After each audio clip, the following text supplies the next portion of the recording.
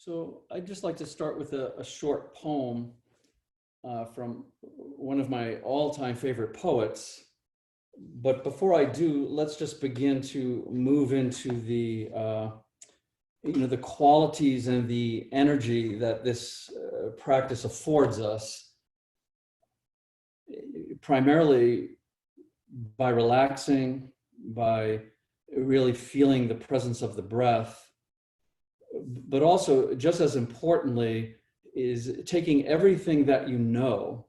Yeah, and so most of us have considerable experience and knowledge, and what we know is vast. Our collective and our individual wisdom is vast. But the invitation of the quality of yin is to take all of that, everything that you know, and just put it aside and be open to the possibility that what you do not know is even vaster. And this is where we relax into. We relax into this open-ended, spacious awareness and be okay with, and actually, in some ways, embrace that we do not know. And this is where we open up our exploration. So this is the invitation to relax, to come into just a quiet, gentle presence of the breath. And we'll begin to feel our way into the body very slowly, letting everything that we know, everything that we identify with, all of our preoccupations and concerns, we just put them aside and open to this spacious place, this actually very wise place of not knowing.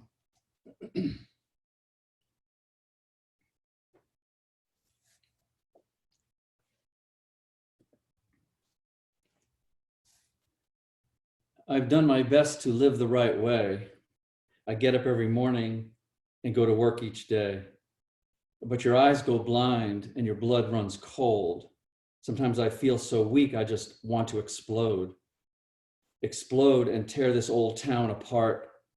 Take a knife and cut this pain from my heart. The boss.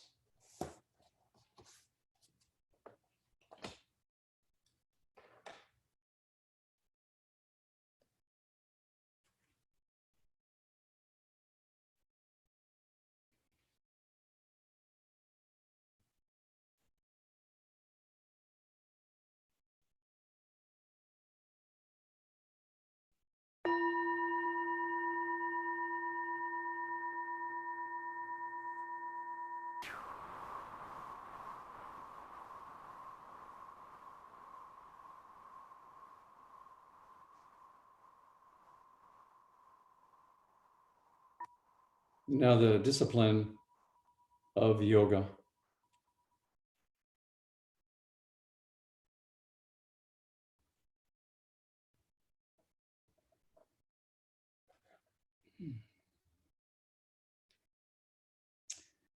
Good. So if you're lying down, let's come on up into a sitting position, please. And just get a hold of just a blanket or towel. You may want a bolster if you have a big bolster. So you may want a bolster nearby, or if you don't have a bolster, a pillow or two nearby. And then with the blanket, I just want to use the blanket for just the purposes of softening the ankle. So what we're going to do is we're going to take the right leg and bring it in towards you. And you don't have to pull it very tightly. Just basically the right leg will be at a 90-degree angle to the body, but if it needs to open or slide, just put that right leg in front of you. And then the blanket will go in front of the right leg. And then we'll take the left leg and we'll bring it also in front of the body, approximately like this. Again, the blanket is just to soften under the ankle because we'll be here for a while. And again, the nice thing is you can angle this out a bit, you can open this a bit. So just feel like the hips and the knees are receptive. Yeah, so we don't want to tighten the frame of the body up and then bring compression in. We want to let the body feel like it's open and receptive and breathing. And then when we start to apply what will be compression from the weight of the torso, it can receive it. And then we can kind of gauge how deep or not we go. And that's why we have the bolstering as well, or the pillows or your bolster. So if you're feeling, if you get to a certain depth and it's not feeling safe, or if it's just enough, you can bring the bolsters in. And I'm also advising, let me just say one more thing about entering into these positions that are held for a long time. Even if you know what your range of motion is, like for myself, I know that I can just bring my body down and put my head to the floor. So I know this. But by doing that, I've missed an opportunity to explore a lot of tugging and pulling and information my body wants to give me. So what I'm suggesting is to go slowly, really take the time. This is why we have a spacious environment, so we can feel what's heading. And if it feels at a certain level that it's enough, it's okay to hover here for as long as you need to. Then you may want to come out and feel something that you want to explore and support yourself, or they then may feel safe or invited to go to whatever your full range of motion is.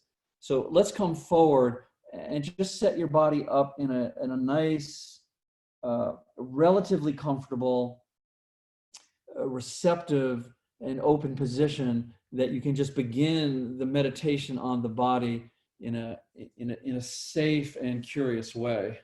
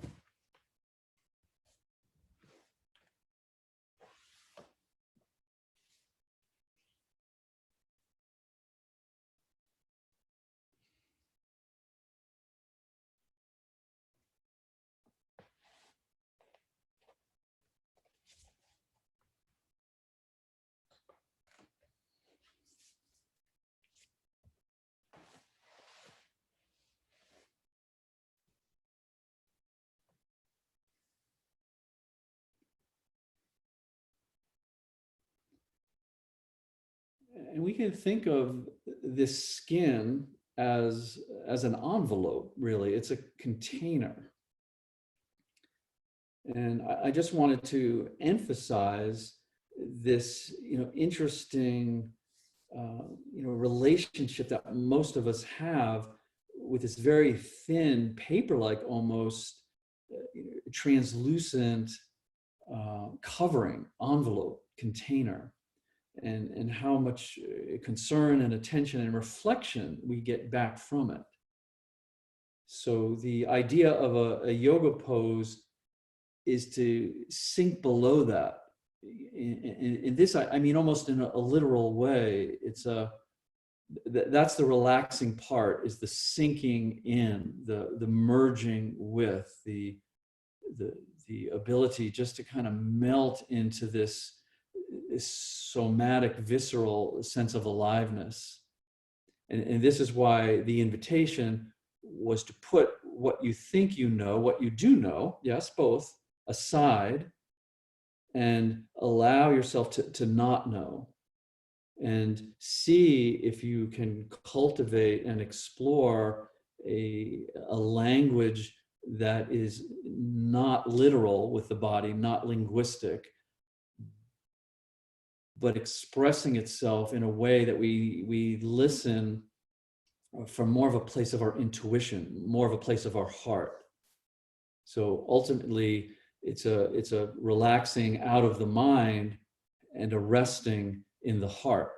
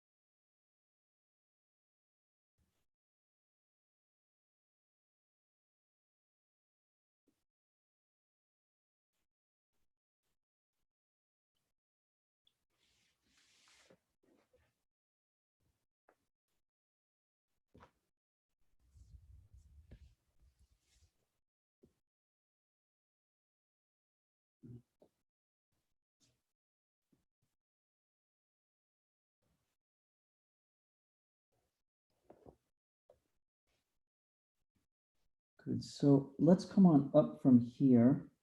Just roll up gently. And if you would like to, we're going to just work into some meridian points for a few moments. If you'd like to continue to sit like this, if this is comfortable for you, please do. We're going to go back into the forward bend with the left leg front. I believe we have the left leg front. But if you would like to open the legs out and just let the knees rest, the knees do not need to be bent to do this. So, so your choice on that. Yeah, no, we did have the left leg front, I think.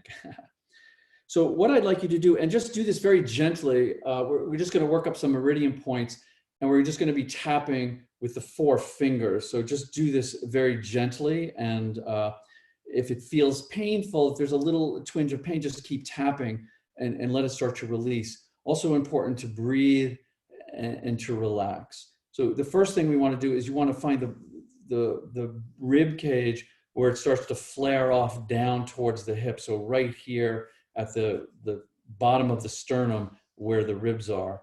And we'll take the 4 fingers and we'll just start to tap on the ribs at this point, and maybe a little bit on the inside of them.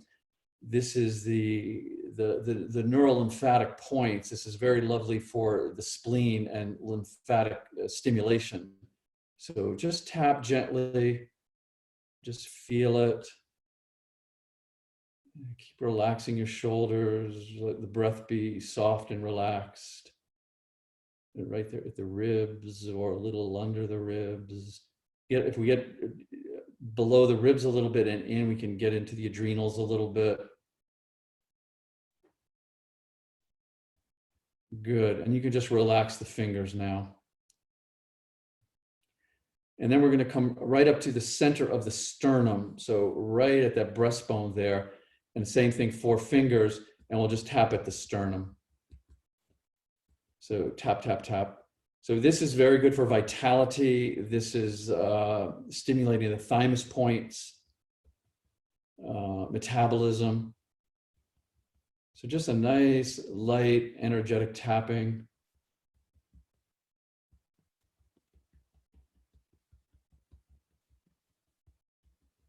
Again, relax your breathing, relax your shoulders. So the only tension really is in the arms here, holding the energy to tap, tap. And then again, let's relax the fingers and arms. And then we'll come back up to the collarbone here. So we can all feel the collarbone here, the clavicles in there. And we're going to tap on the collarbone. And this is a lovely place to explore because this is a primary connection to open up the yin meridians themselves. So we have all of these pathways, these nadis, these pranic channels in the body, and this helps to prepare us to go deeper into this practice by beginning to stimulate, aliven and awaken the yin points. So right on the collarbone, directly on the collarbone. Stay relaxed, let your spine relax. And then again, we'll just relax the arms down. And I'm just relaxing the arms down because I know the forearms can fatigue and the fingers can fatigue. And then one more set of points, primarily for the immune system, is the cheekbones right under the eyes. Yeah. So we'll take the 4 fingers and just start to tap on these cheekbones right under the eyes.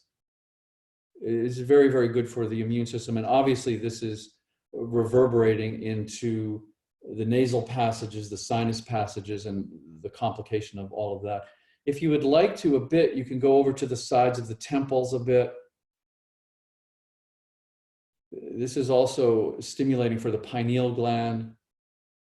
So primarily right on the cheekbones. Just a nice,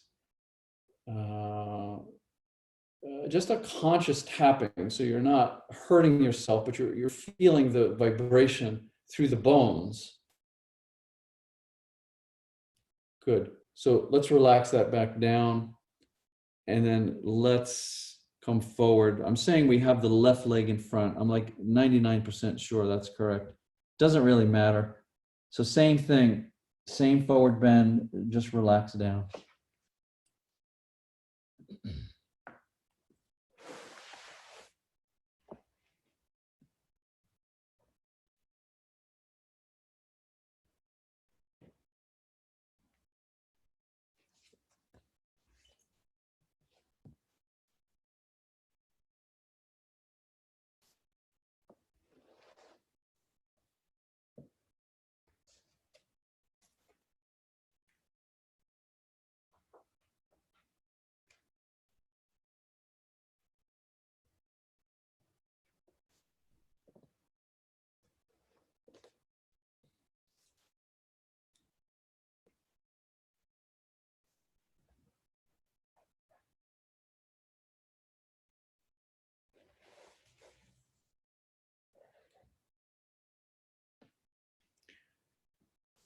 And sometimes the benefit of this practice can be just as simple as there's nothing to think about. There's no instruction. There's no alignment corrections. There's no way to get it wrong.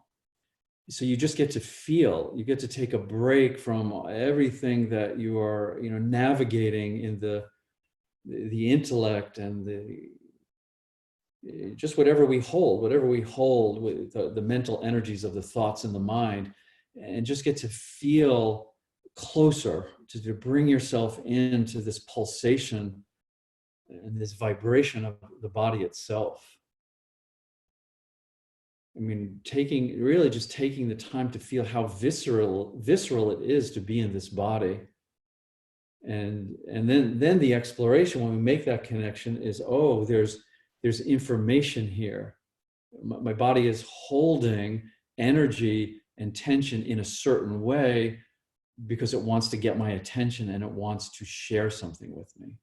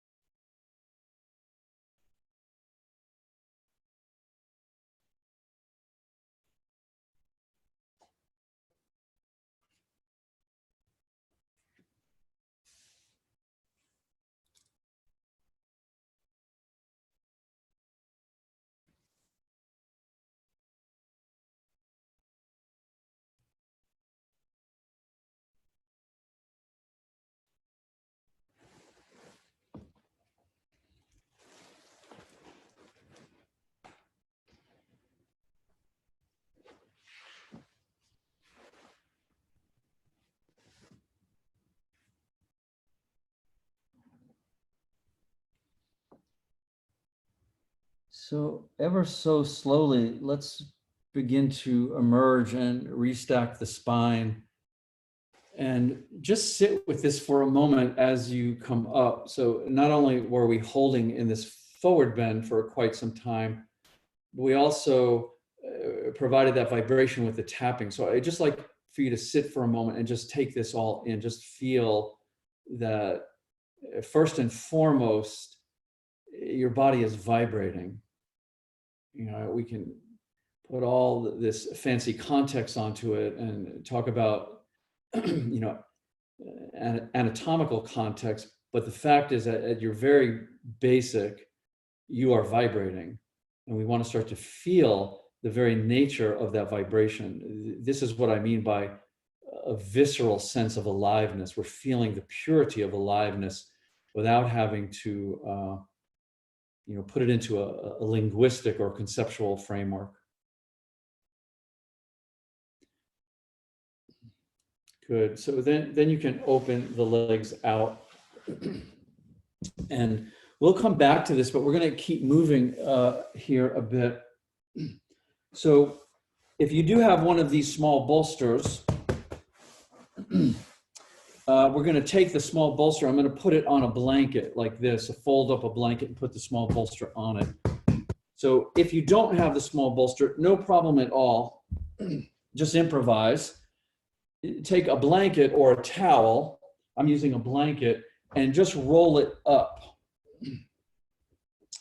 And what we're going to do is we're going to go below the shoulder blades. So if you can see this, this is pretty much the same height. This is about what I'm after.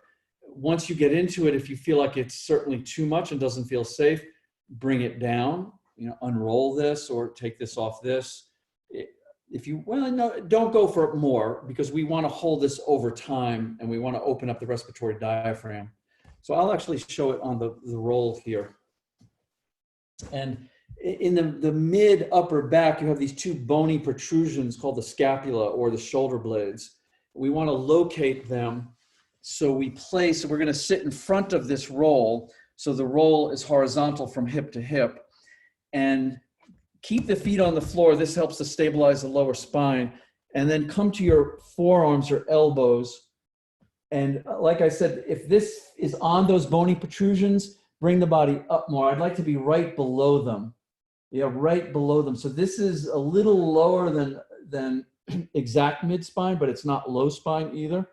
So I'm holding onto the floor, and then I'm going to bring my upper body back. If I feel at this point my neck is pinching, put something there, a towel or a blanket to support your head. And then when you feel stable and you feel this compression, may not be comfortable, it's not supposed to be comfortable, but you don't want to hurt yourself, then and only then let the legs relax out. And if you still feel like you're up a little high and the shoulder blades are touching this, come down a little bit more. It's a little lower than we usually go, but this is lovely to just to open things up. And then, please feel free to make this intuitive and adjust it to your own personal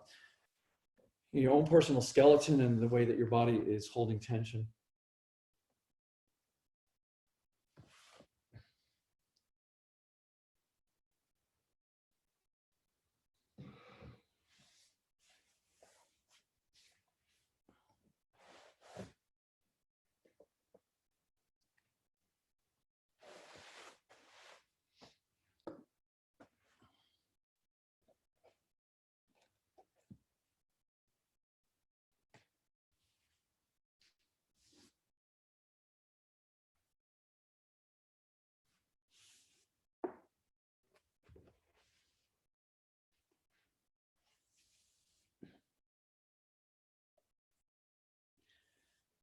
So we just continue to settle in. If you need to make any adjustments, if you're not sure about how much discomfort is too much discomfort, always back out and withdraw and really let your body know that you're taking care of it. Really let your body know that you respect it and that you're, entering into a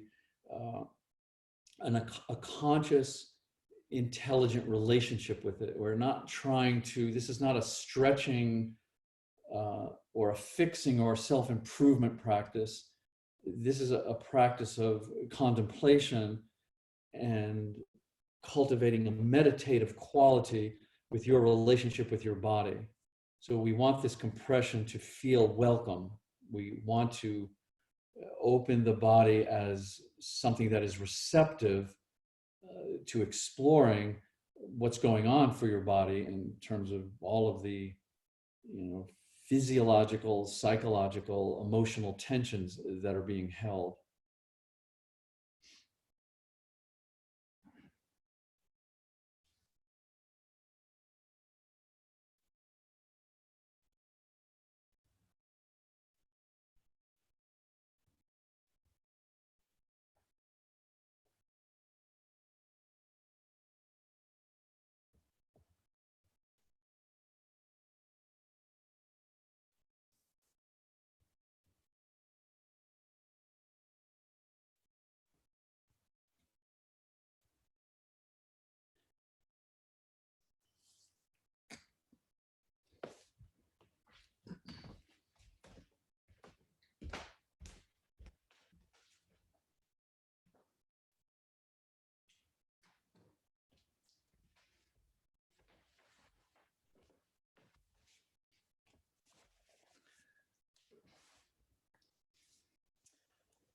And I would like you to bring your attention to something that is just very interesting. Uh, this is a great gift, but like I mentioned in passing in the beginning, maybe even before class started, please do not believe anything that I say. And I mean this seriously and literally. We're here just to explore. So we take whatever is being shared and we just explore it. And this is why I invited you to take everything you know and put it aside, particularly in relation to your body. Because if we are feeling something and the conditioning of a past diagnosis or a past opinion about the body begins to present itself, this can create a boundary to going deeper into the literal intelligence of the body.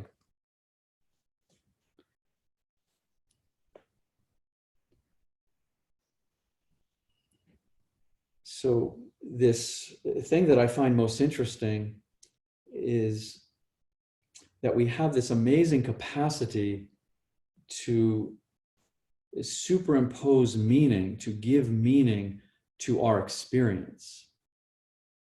And so we have to be careful with this. This is a gift that we have, but we want to learn how to use this very creatively and for our own sense of well-being. So when experience arises, it's experience, we're experiencing. How we actually begin to give that meaning is very personal and unique to you. So please explore this. What we will notice is that experience will arise in the form of just your perceptions, my voice, my words, the things that are happening in your environment, you're perceiving, yes? That's experience. You're experiencing your perceptions. Certainly, sensations in your body are arising, and you're experiencing these sensations. And thoughts are arising, thoughts that they come and they go. They come and they go. And you're experiencing those thoughts.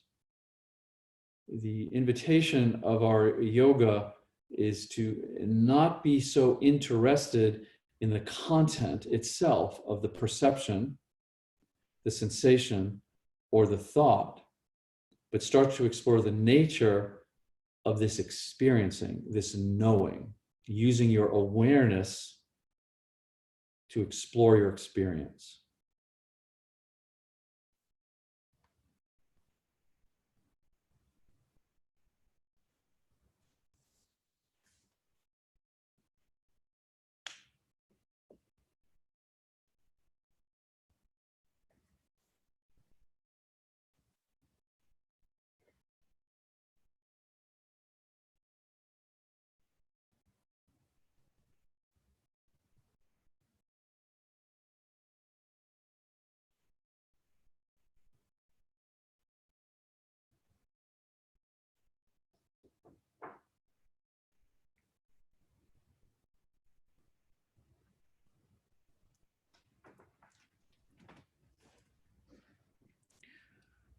So I'd like to just invite you to breathe a little bit more consciously and not be so concerned about the depth of the breath, but just that you're bringing a conscious awareness to your breathing.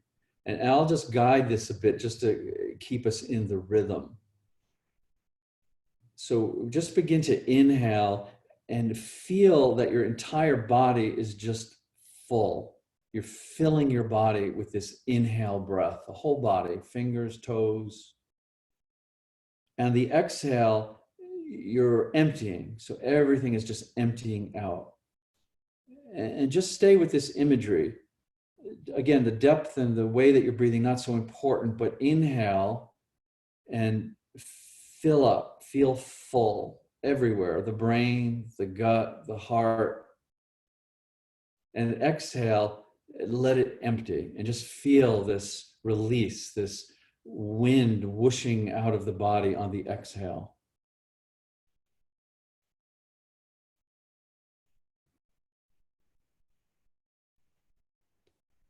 And just notice the subtlety, or it may not be so subtle, but it can be, the quality of how this feels, the inhalation and the fullness of it. How does this feel at the level of quality? And the exhalation, the emptiness of it. How does this feel? This is a primary exploration of our body, is the quality of the inhale and the quality of the exhale.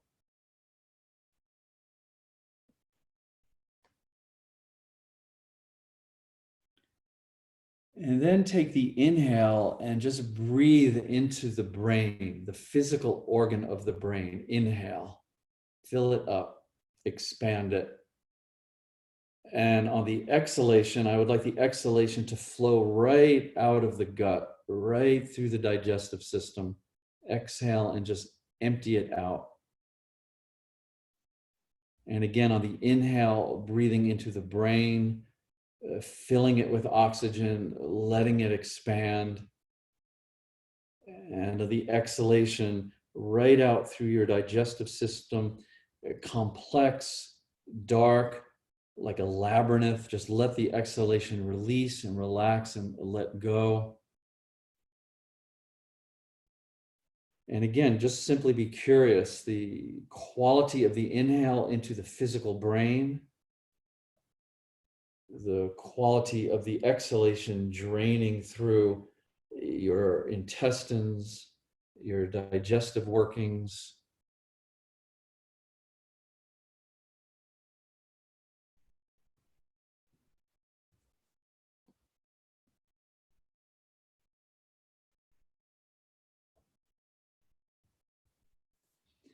And then I'd like you to take any thoughts, a single thought, a collection of thoughts, any emotions or feelings that are moving with you.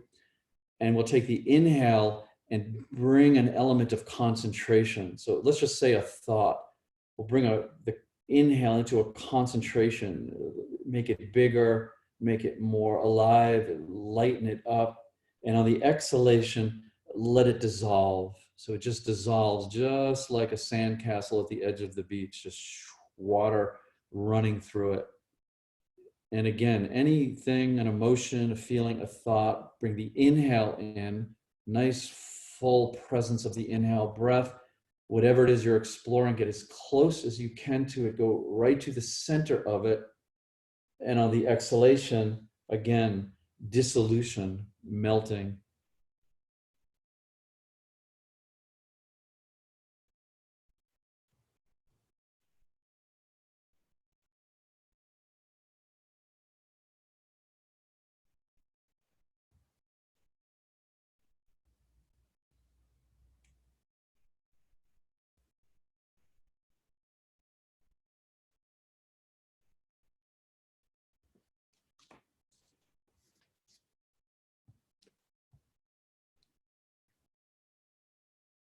And as we're finishing this concentrated conscious breathing, just a few more conscious breaths, and just take a moment to appreciate uh, the complexity, but also the capacity of your breathing to support deeper and deeper levels of well-being. So when we become unconscious of our breathing and it becomes a habit in the top of the chest, this doesn't support deep well-being. So to start to bring the breath into the threads of the body, to bring the breath into the thoughts of the mind, to bring the breath into the brain and the gut, and to feel the life force, the pranic energy of the breath weaving into the physicality. This will assist and support deeper and deeper senses of well-being. We can adopt many, many pranic techniques, but to just feel it, to just, I'm breathing, I'm alive, this is a good thing. And then let's put the feet on the floor, if you will. So just put the feet on the floor and have a little movement here. Don't be in a hurry. This is an area that holds density without a lot of routine mobility. So be very careful here.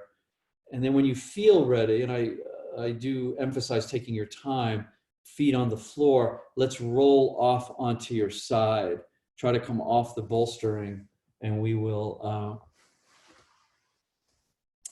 just stay on your side, curled up in fetal position. We're going to take a few moments here, but we're going to move on with this, but I'd like you to rest a bit here.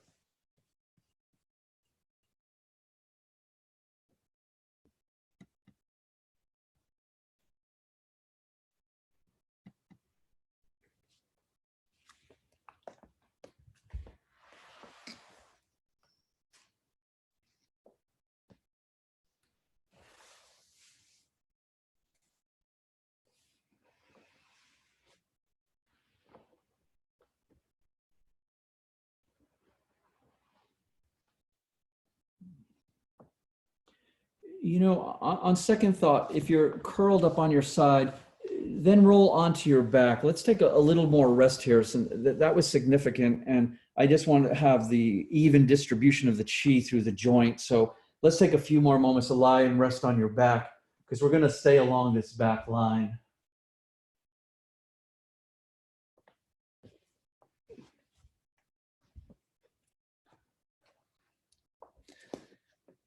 And I was thinking of this quote,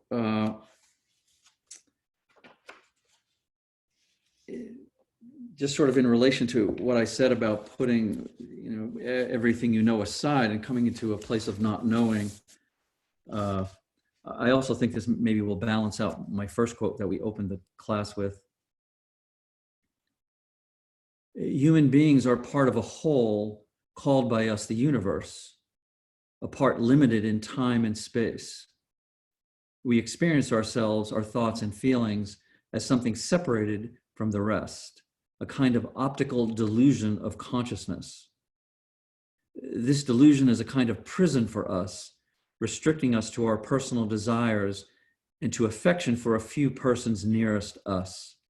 Our task must be to free ourselves from this prison by widening our circles of compassion to embrace all living creatures and the whole of nature in its beauty. Albert Einstein. He would be the boss of quantum physics. Springsteen, the boss of rock and roll.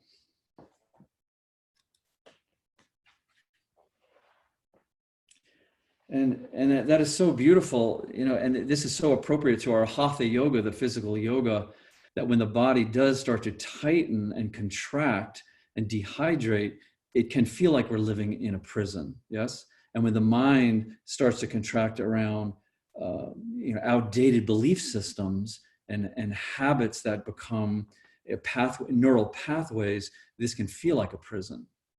So the yoga is really awakening, like I was saying earlier, the fact that first and foremost and primary is that we are vibrating. We are vibratory, pulsating beings having experiences. And the gift is we can superimpose meaning on those experiences. What a gift. We get to choose that. Okay, so let's come on up. And what we're going to do is we're going to take that contraption that you had, either, okay, hold on, I'm just got lost in a sea of thumbnails here. I can't see myself. That's appropriate after that quote though, huh? I'm sort of, everybody's merging together here. Oh, well, I can't get back to it. You know, it doesn't matter. You can see me. I don't need to see myself.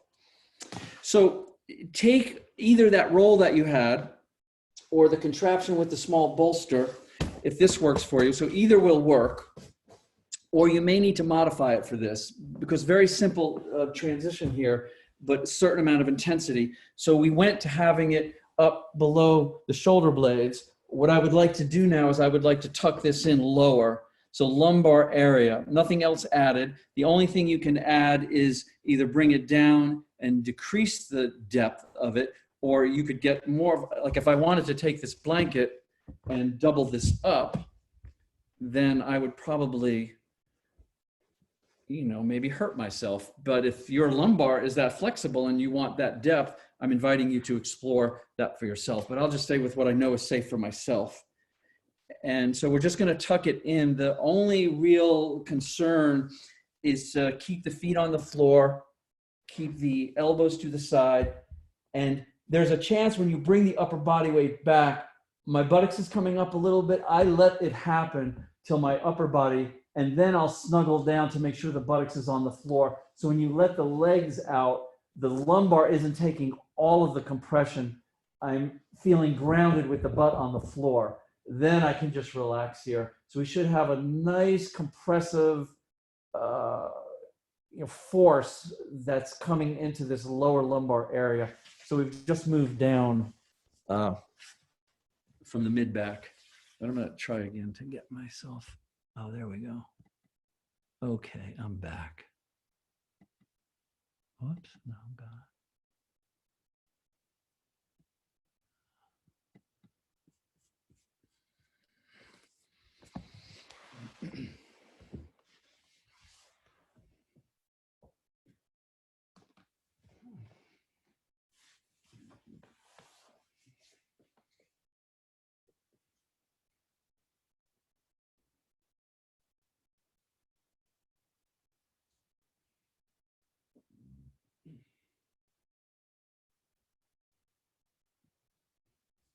And do take the time and take the care to make sure that the compression feels safe and healthy and therapeutic, that there's a receptivity to the body, and that you can relax to the point where you're not concerned when it will end, when we're coming out. So if that's the concern, then all of the attention goes there.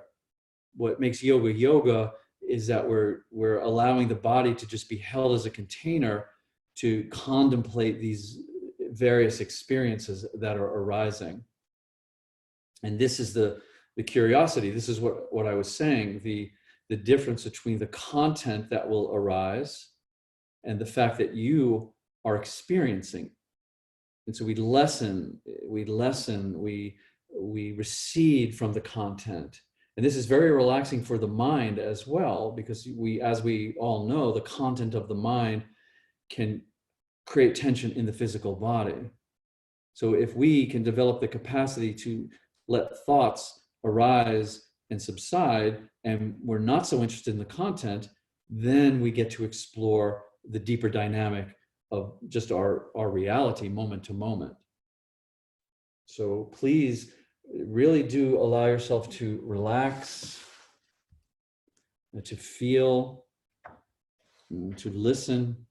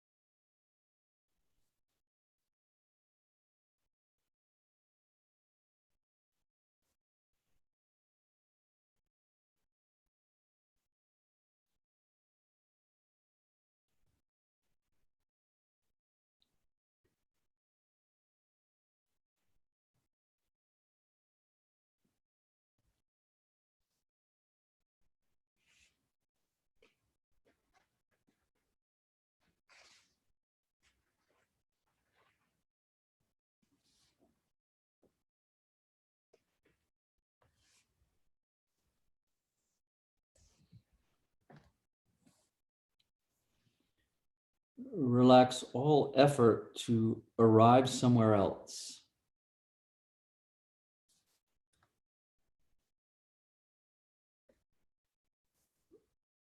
Relax all effort to define who you are.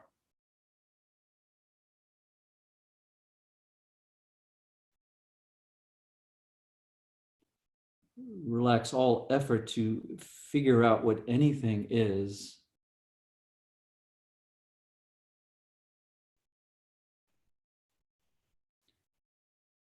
Relax all effort to control what's here.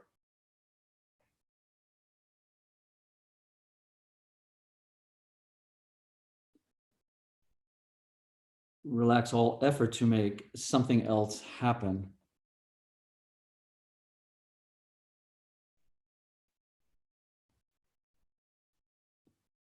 Relax all effort to keep anything from happening.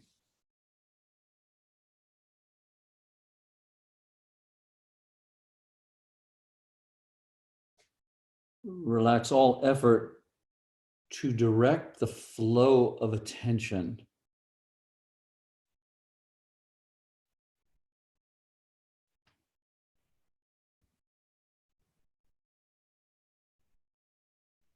Relax all effort to control the flow of anything.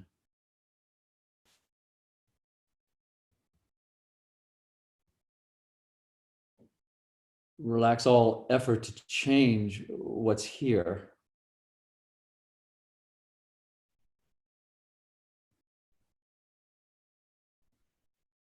Relax all effort to keep what's here from changing.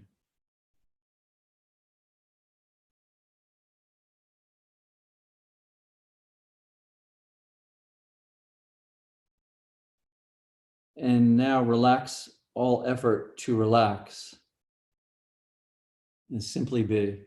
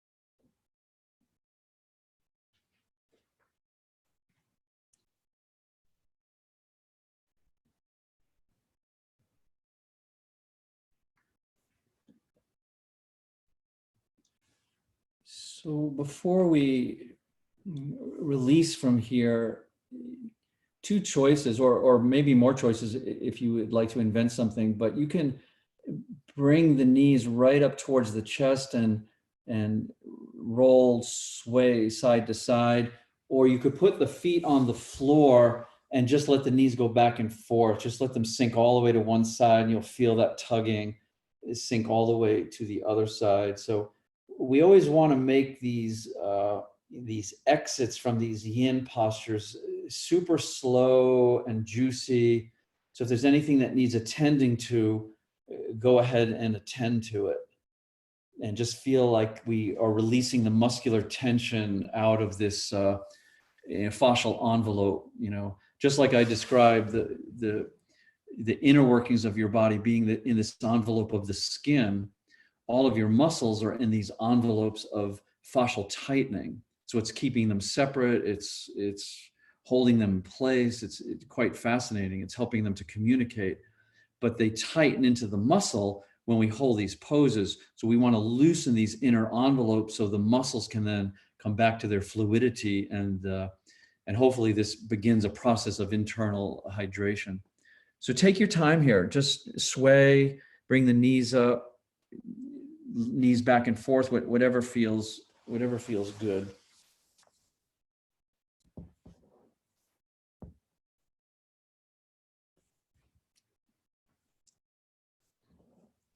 And that's in the broader context. The only reason we call this yin is the context is muscle and ligament.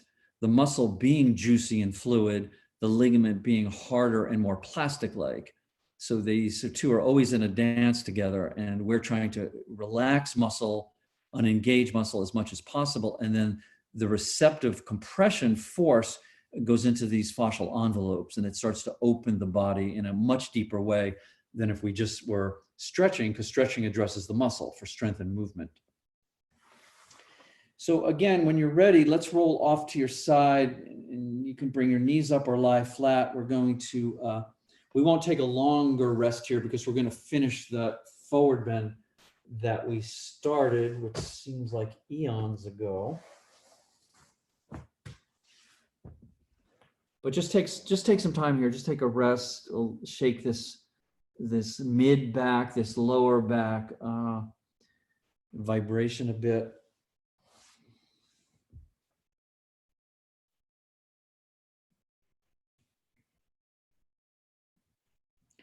And also just a reminder for all of us, you're completely invited to move at your own pace. So if there's anything you want to stay in longer, you want to come out early, you want to rest longer, your body will guide you. I'm really just providing suggestive templates and encouraging you to listen to this intuitive place that we all have. Good. So let us come on up if you're ready. And again, I'm recommending something up front, a little blanket, not so much for elevation. Often we will do that. We will put some kind of bolstering up to angle the femur, but I'm not suggesting that. This is just for comfort of the ankle. And we'll take that left leg and bring it in. And we'll take the right foot and put it out front. So again, same timing as the first one pretty much. So as relaxed as you can, not to think I'm trying to stretch my muscles, thinking that I am therapeutically compressing the fascial fabric of the body into these muscles to massage them and to stimulate the production of many, many fluids to allow the channels of the body to start to flow more open and freely. So you want to just move in slowly. Just, it's just in a way you're marinating in your own juices here. So you just want to find a spot where you can do that.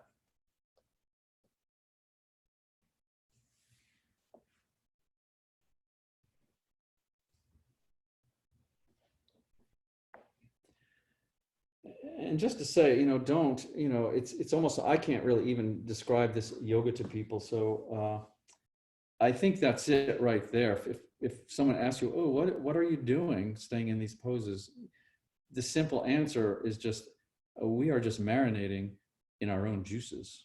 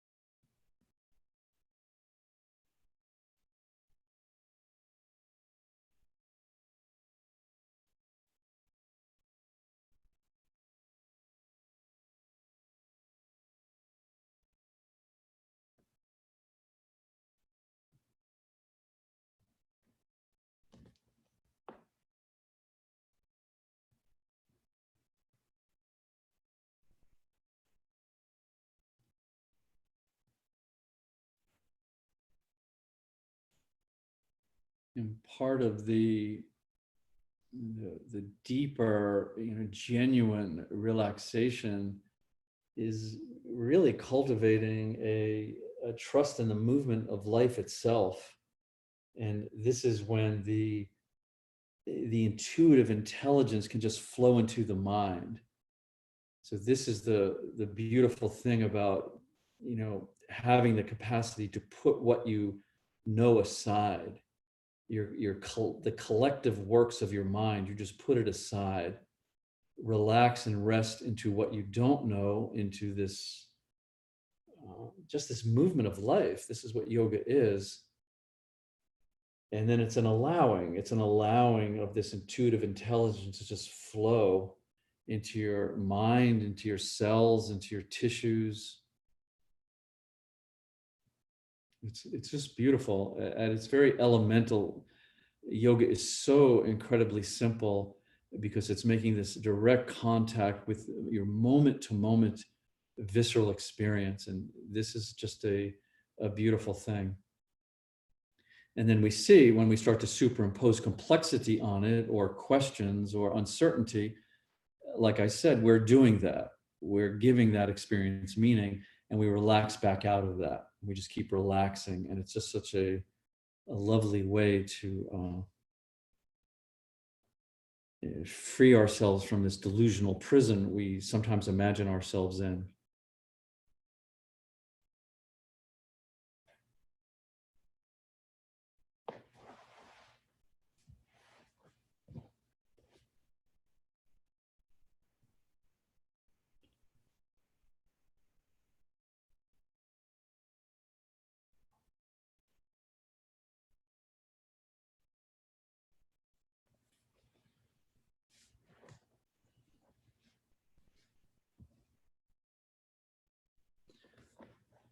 Good. So let us come on up, and let's just keep the lower body where it is for just a few moments. And let's just take the arms. And what I'm going to do, I don't think you'll be able to see them, not that you need to, but in the frame, is just we're going to stretch the fingers and the palms. So I'd just like you to bring your arms up over your head and stretch as high as you can, and stretch all 10 fingers out, and then take an inhale breath and stretch your mouth open as if, and if you'd like to scream, if you're by yourself, scream, moan, let the throat vibrate. Stretch, stretch, stretch the muscles of the face. Take another breath if you need to, but keep the arms stretching up.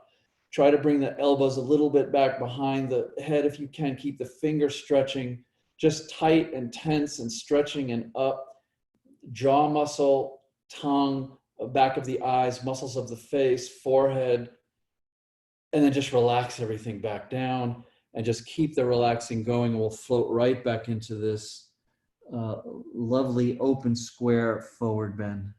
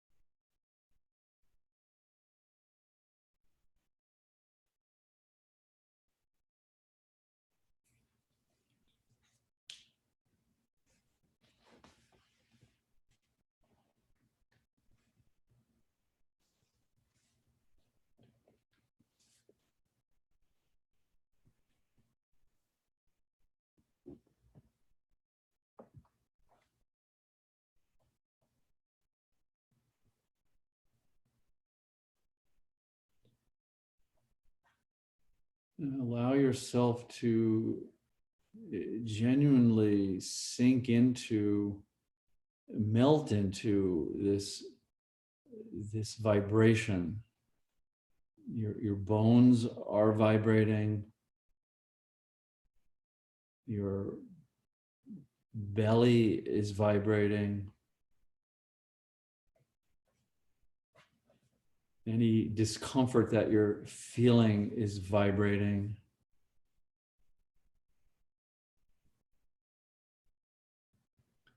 Any thoughts that you're having, any imagery that you're having is just a biochemical vibration through your neural pathways that is vibrating. Your lungs are vibrating.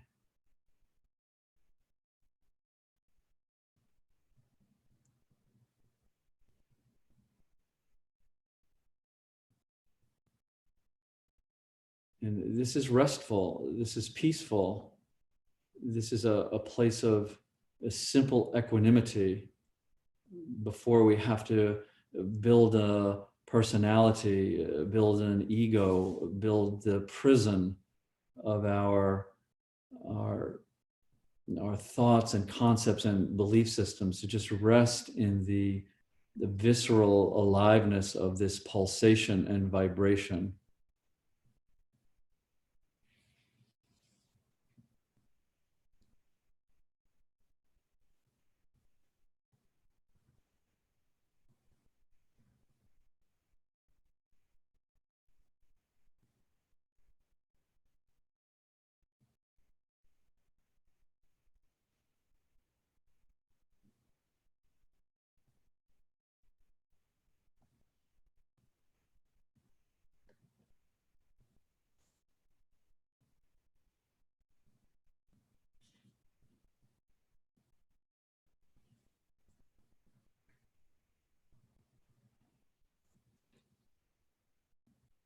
So let's come on up from here. Bring all that vibration and pulsation on up. And let's open the legs out and just lie down flat. Or if you want to come on your side, if you'd like to go into child's pose, we'll take a little longer rest now. So let's come into a place of resting and just let all this integrate and seep in and relax for a bit.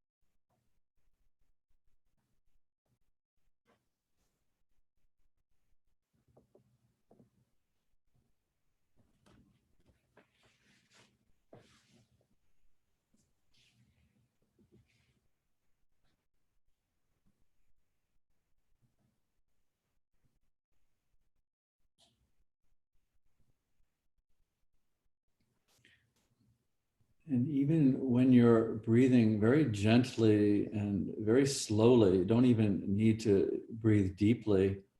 you can still invite this imagery to weave into the breath that I am just filling up my whole body on the inhale and emptying my whole body on the exhale.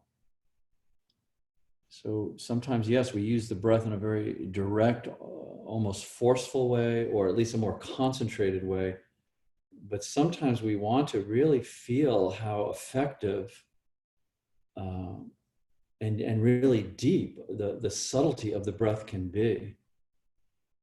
And this is always woven into relaxing and trying to explore this habit that we have of breathing up the top of the chest and allowing the breath to flow through the entire torso and the pelvic floor.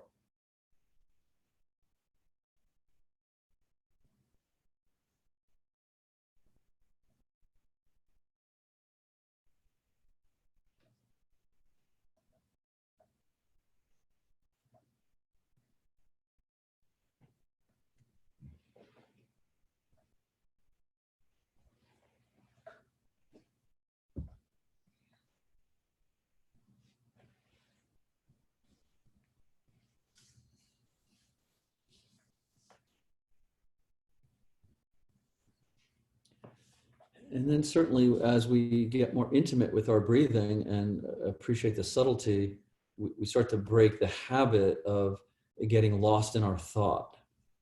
You know, absolutely nothing wrong with thinking. We don't want to clear the mind completely, but we don't want to get lost in thought. We want to be able to choose when we use our thinking creatively, purposefully, but also there's other areas of the body that deserve and yearn for attention.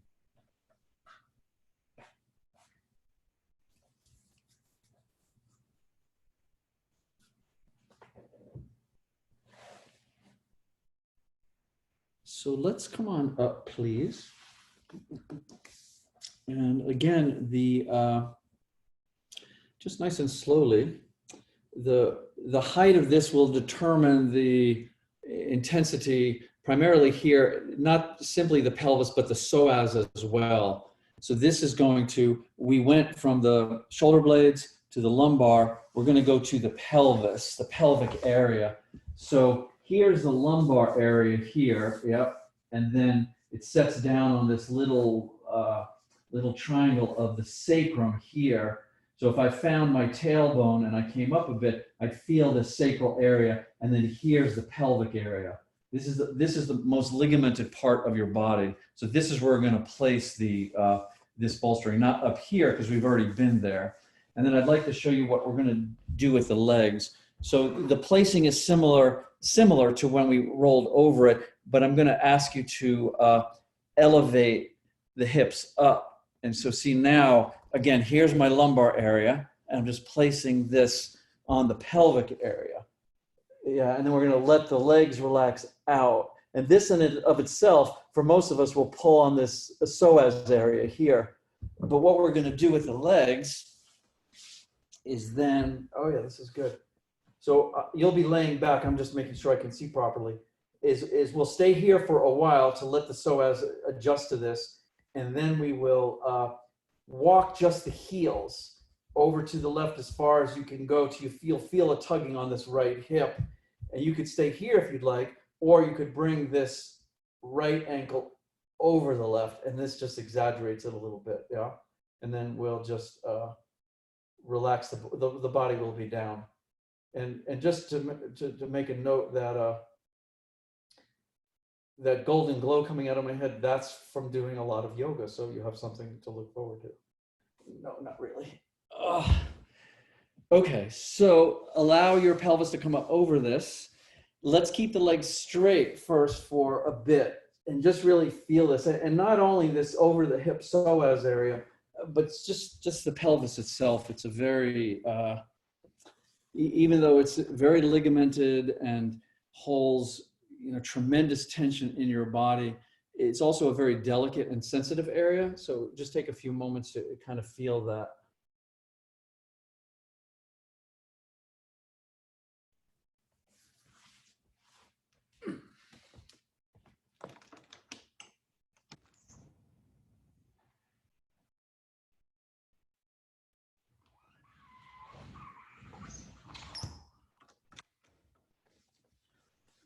And just so, in case I wasn't clear, the upper body is completely relaxed down. If it feels unsafe in your neck, you could pull a little blanket under your head.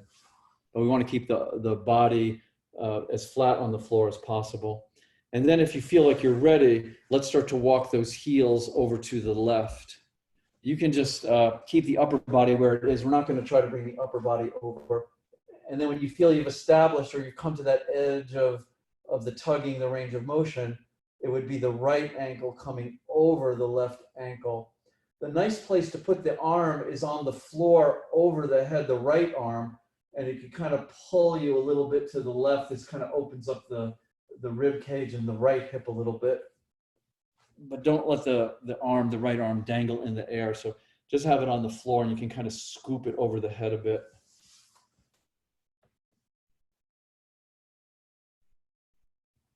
So it's pretty much the lower body is like a half crescent shape.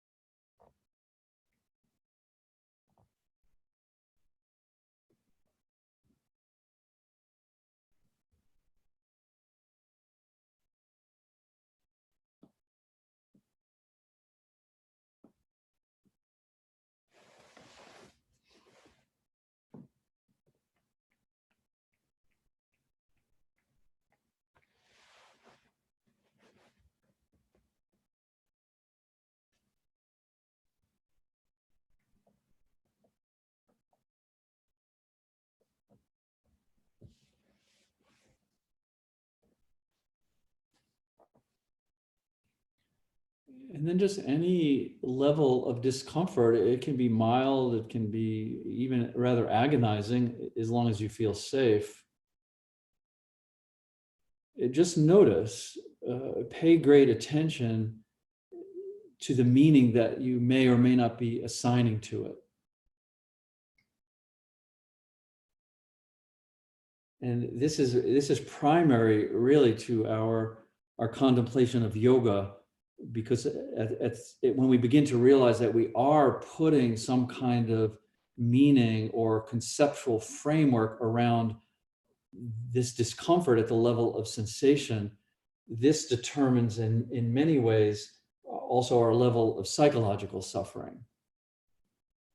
So the suggestion that I'm making definitely is worthy of contemplating, that we are assigning meaning to our experience. Our experience has a vibratory neutrality to it. It's just rhythm.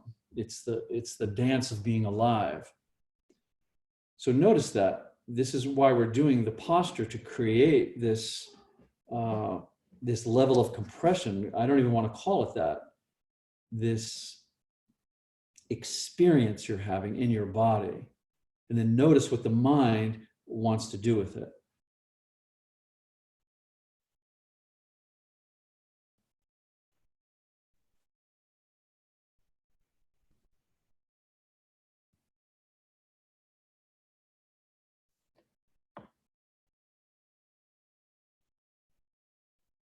And this is perfectly fine to do. Like I said earlier, we're not trying to clear the mind.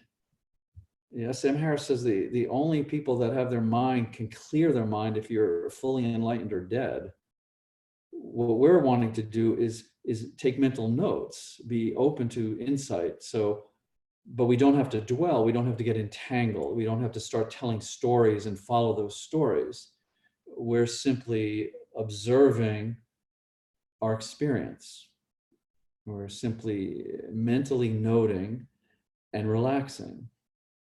We're simply opening space to see how this not knowing, this open spaciousness affects what we're experiencing directly moment to moment.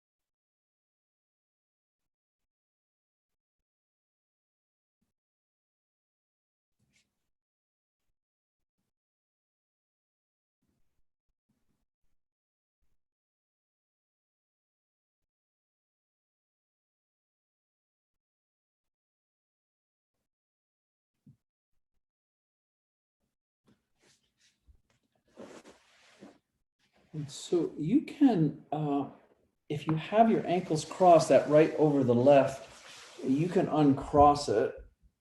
And let's walk the both heels back to a straight spine. And before we move on, what I'm going to suggest is to put the both feet flat on the floor and take an inhale breath. And on the inhalation, just very gently and slowly start to push the hips up, just as far as you feel comfortable doing. And at the end, just hold it for a moment. And then on the exhalation, let the pelvis come back down to the bolstering. And just do this at your own rhythm a few times, but slower is better. Again, we're not trying to get involved in the movement or the strength of the muscle, but the opening of these fibers of the body. So the inhalation, we press that pelvis up, and the exhalation, we release it back down. And just such a lovely a doorway into starting to explore the ligaments of the pelvis and the pelvic floor as well. So that's another interesting alive area that often we don't have touch with the bottom of that pelvic floor. But when you come down, you really exhale, you'll just feel space down there. Lower belly can contract, spaciousness in the pelvic floor. And then again, just let's do it one more time wherever you're at. We'll inhale, press that hips up, exhale, bring it back down. And then you can straighten the legs out, and let's walk the heels to the right side this time. So just kind of shimmying the heels over.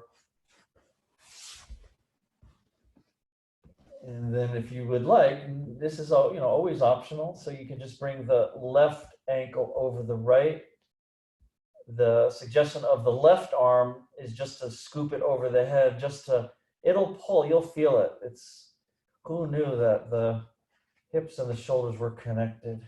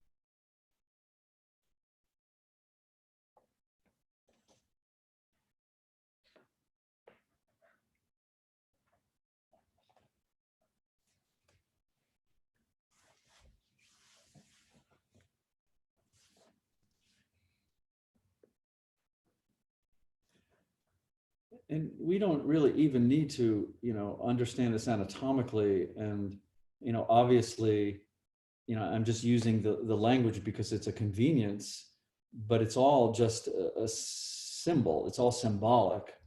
Pelvis, pelvic floor, ligament. So don't confuse the symbols with the reality. What I'm suggesting is that when you take an inhale breath in this area of the body, you will feel something. And then when you exhale consciously and slowly and with length, you will feel something. So I'm saying access your body, bring presence to your physicality with this sutra of the breath. Let it weave in. See how deeply you can go by just simply slowing down the breath, concentrating the breath, relaxing the breath, and staying present with this open-ended sense of just the soma, the darkness of it, the mystery of it. We don't have to name it. So whenever you hear a label, just drop the label and allow yourself to soften into the experience.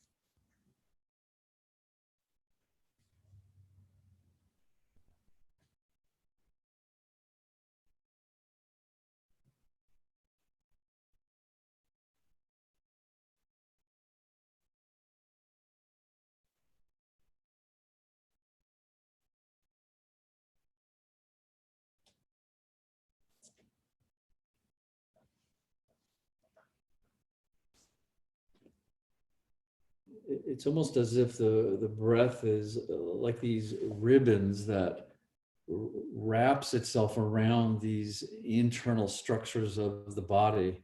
It wraps, but it doesn't really bind.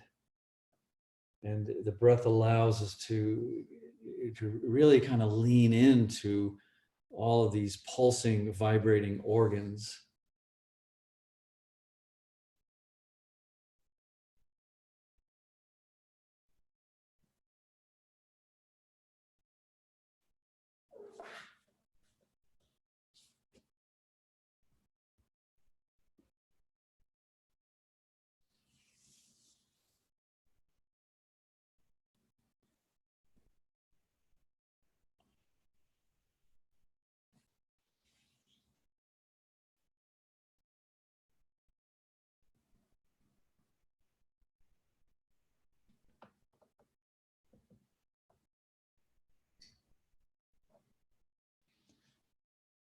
So if you do have those ankles crossed, you can uncross the ankles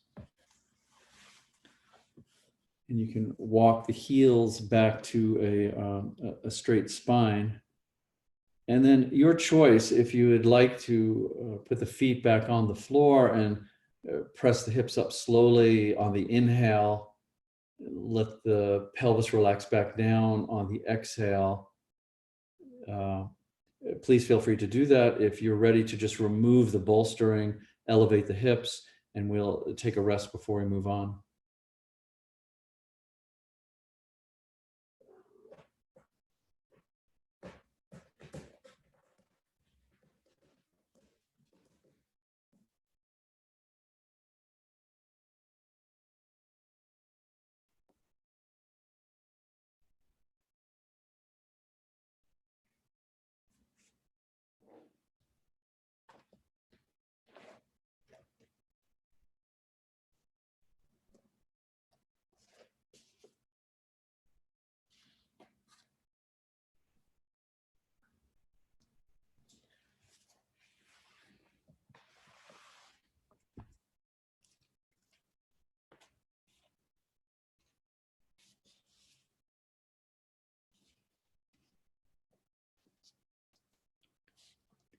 So I'd like to share this reading with you while you're resting. And this is from a book called This Extraordinary Moment by John Aston. I find this particularly beautiful, and I also find it particularly appropriate to this particular approach to our yoga in terms of the simplicity of it and the direct the direct contact with our experience. So, listen if you'd like, or just drift on if you'd like. I'll just share it with you. The name of this short chapter is called "The Surface is Deep."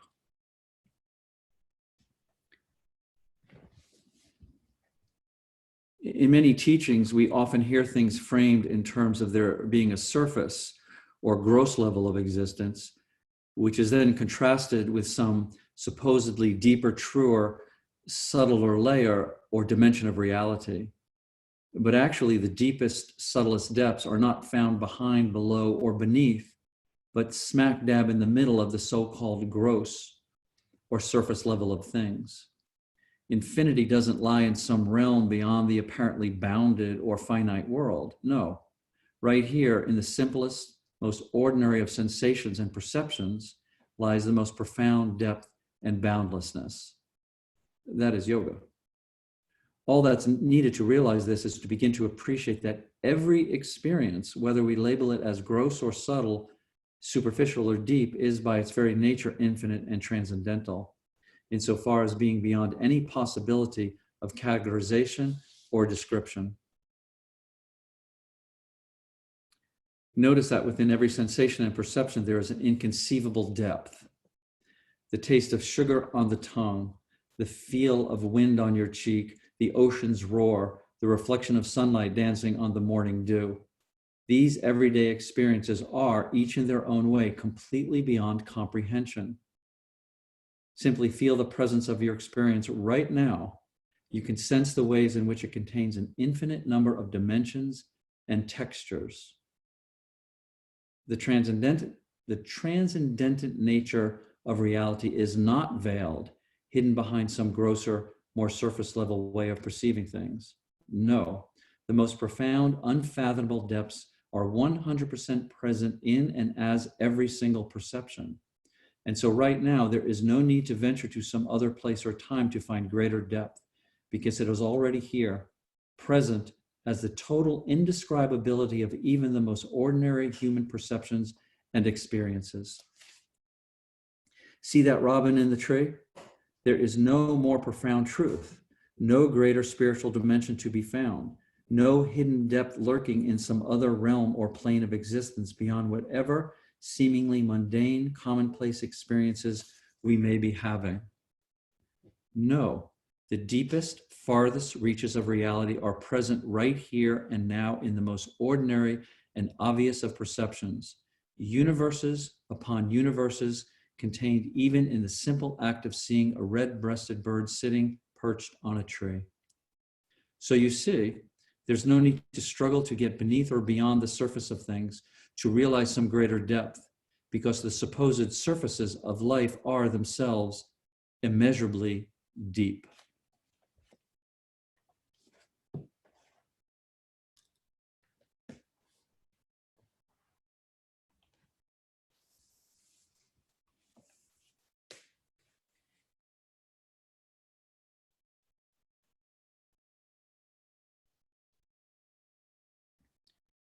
So just then allow the purity of your awareness to make contact with, to relax into the simple pulsation of your physical heart,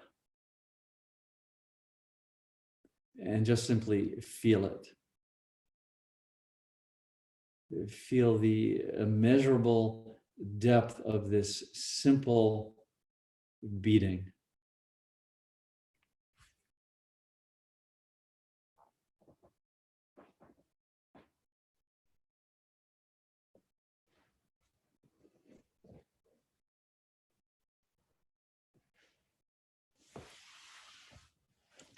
So let us come on up, please. And let's just simply bring the soles of the feet together. So a few things with this. We're just going to simply come forward. If indeed you have a misalignment, an injury, a pain, a stiffness in the hips or the knees, bring something in if you need to support that. So you can support it on one side at the thigh or the knee. You can support it on both sides. So whatever you have available, if you need to make this a little bit more compatible for the forward bend. And the same thing coming forward. Again, we're going to relax forward. So this will be nice to start to unwind some of that pelvic back stuff we did. But we want to be in and down. Yeah, very relaxed, very intuitive. So if you need something, if your depth is not allowing you to place the forehead on the feet, just use the pillows or the blankets or the bolsters to support that weight.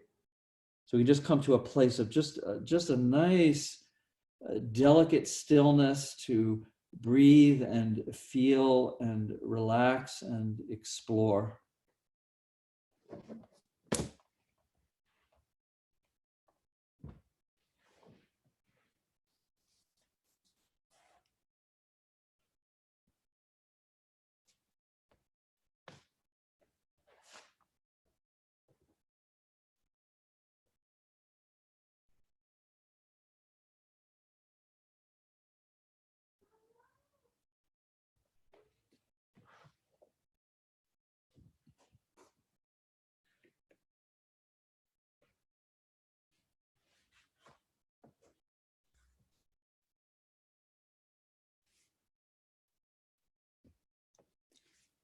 So one of the things that I think is very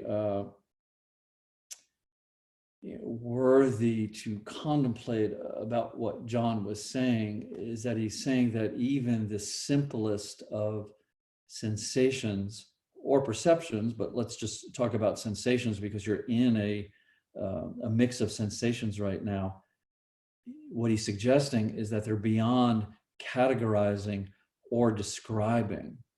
So we don't want to take his word for it. We certainly don't want to take my word for it.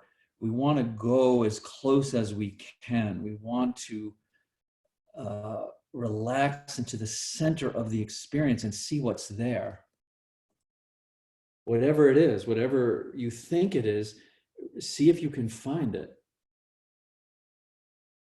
This is the beautiful thing about yoga is it's an invitation to an exploration. In a way, it's going from a certain ignorance of who we are to who we are, our nature. So whatever it is, get as close to it as you can. Let go of relying on memory, let go of relying on all your preconceived knowledge, and go into it directly in this moment. What is it that you're experiencing? And are you able to find it?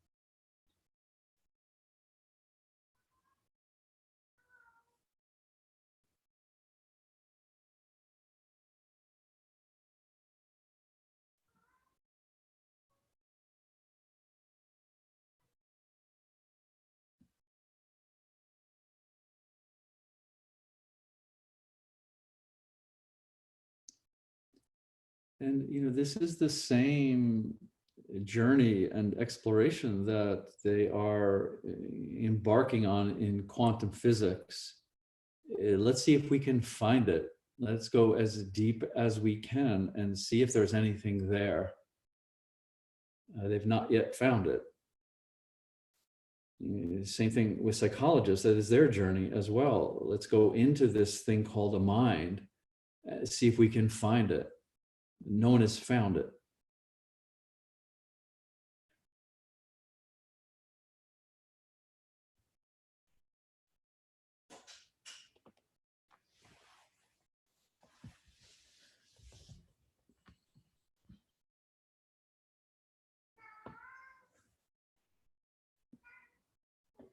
So let's come on up from here then, please. Unless you endeavor to stay longer, you're welcome to. And then from here, let's just open the legs out. So here, some supports might be, if you would like, something under the knees. This relieves hamstring tension, and we're going to come forward. Just a suggestion. So coming forward with the legs open, and again, the bolstering, this time I'll use the actual bolster instead of a pillow. You can tuck a bolster in this way, rest on it if you need. You can put it out and kind of stretch over it. Or if you're feeling rather safe and open in the back of the legs, you can certainly come to the forearms, the palms, or you can just relax down and just put your forehead on the floor and just thank whoever. There's got to be a Hindu god of hamstrings, and just thank that Hindu god that you have really nice hamstrings.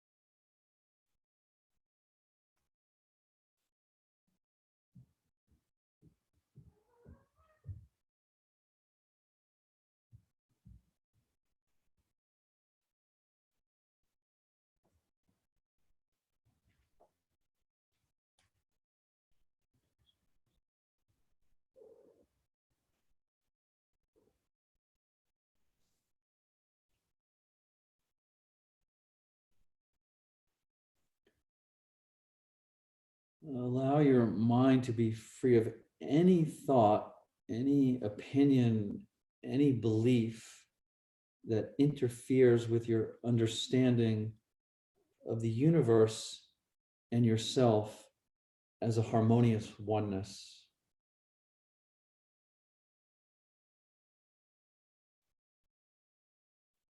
Allow your mind to be free of any thought, any collection of thoughts that interfere with your understanding of yourself as a harmonious oneness.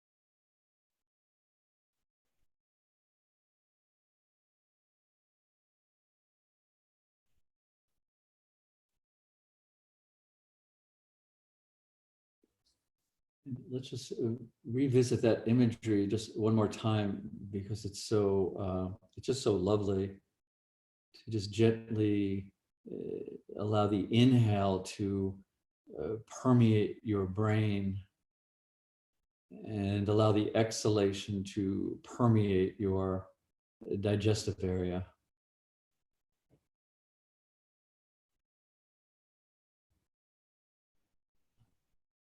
Let the inhalation permeate the physicality of the brain, the organ, and let the exhalation weave in and around the dark labyrinth of your gut.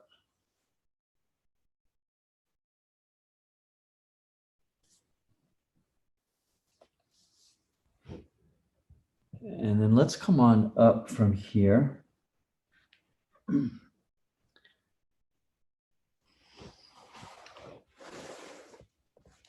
And we'll move into a final position of Shavasana to lay down and rest. So make yourself comfortable in any way that works for you.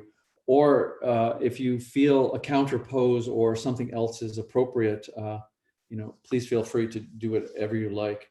But at some point, the resting is nice at the end of the practice because again, it's a feeling of a distribution of the chi through the body. So just on a physical level, we've been compressing and releasing and compressing and releasing. So just to feel that, not to mention that this posture traditionally is meant to explore the hidden, sometimes not hidden, the subtle, sometimes not subtle fear that we have of dissolution, that all of the things that we're holding in our world for identity and safety at some point will dissolve. And does that bring up a trigger in us? How do we feel about that? So this posture, traditionally being called the corpse pose, is meant to explore this moment by moment dissolution that is going on for all of us.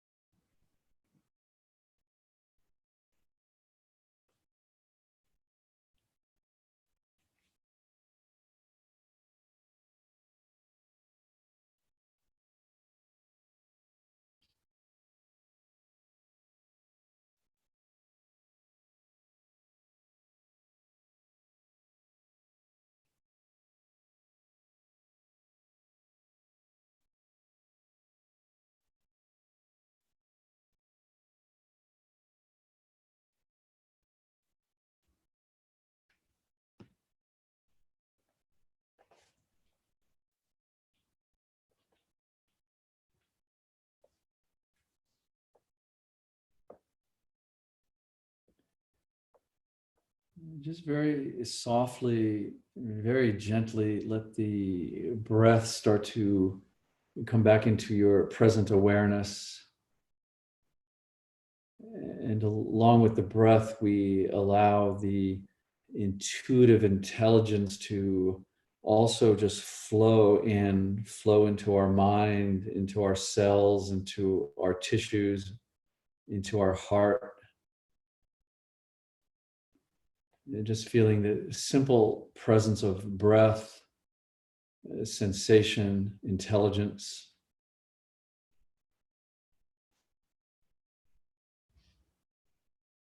Taking a moment to reinforce the sense of equanimity and calm.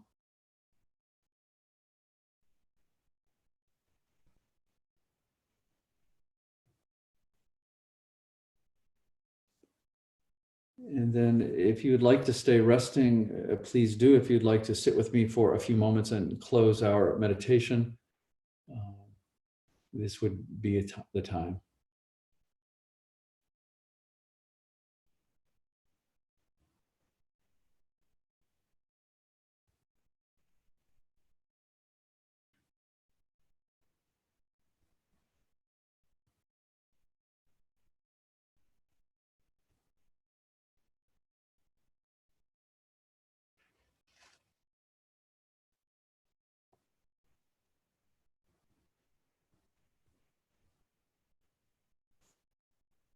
I do not know who or what I am. I wander about concealed and wrapped in thought. The Rig Veda.